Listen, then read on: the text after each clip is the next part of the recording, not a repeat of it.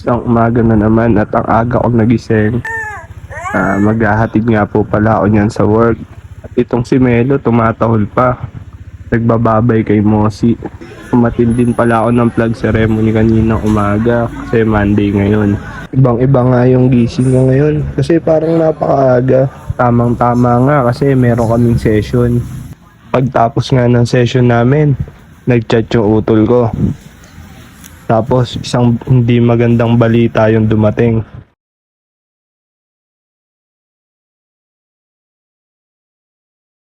Yun nga, yung 6 years namin kasama, wala na.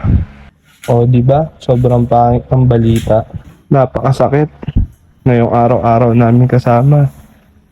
Nawala lang sa isang bigla. Alam mo yun, hindi mo na lang mamamalayan na may isang mawawala na importante sa miyembro ng pamilya mo. Simula pagdating ni Melo sa amin, alam namin na nadagdagan na kami ng isang miyembro sa pamilya. Simula pagdating niya sa amin, tinuring na namin siya na isang parang bata. At habang nag-uay kami, nag-flashback na lang sa akin lahat. Lahat-lahat. Yan si Melo, ang cute-cute niya ng bata. Di nga namin akalain na lalaki siya ng ganyan. Napakalambing na aso yan. Kaya ganito na lang kasakit na mawala siya sa amin. Yung tipong papasok ka pa lang ng gate, nakasalubong na siya sa'yo.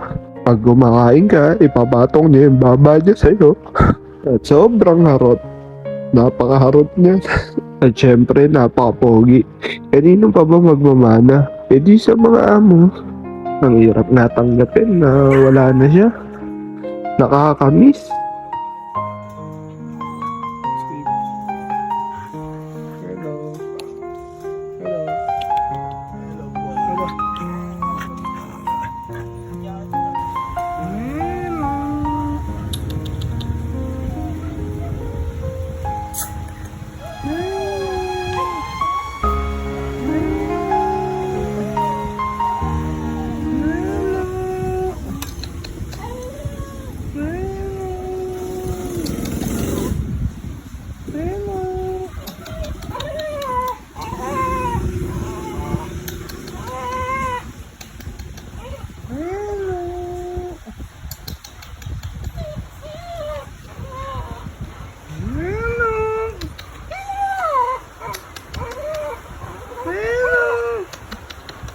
Siguro nga, ganyan talaga.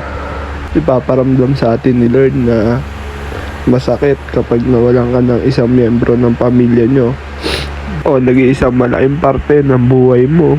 Ipapaintindi sa'yo ni Lord na wala talagang permanente sa mundo. Napakasakit pero wala kang choice kundi tanggapin na lang.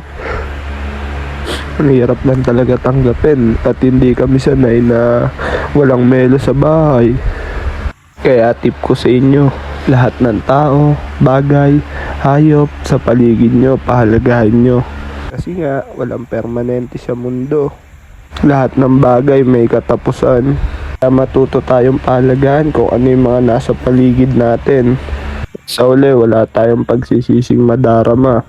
Kaya kami, kahit masakit, kailangan namin tanggapin ng bukal sa loob ang pagkawala ni Melo.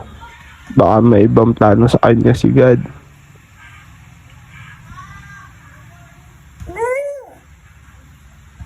Sana Melo, kung nasa ka man ngayon, maging masaya ka.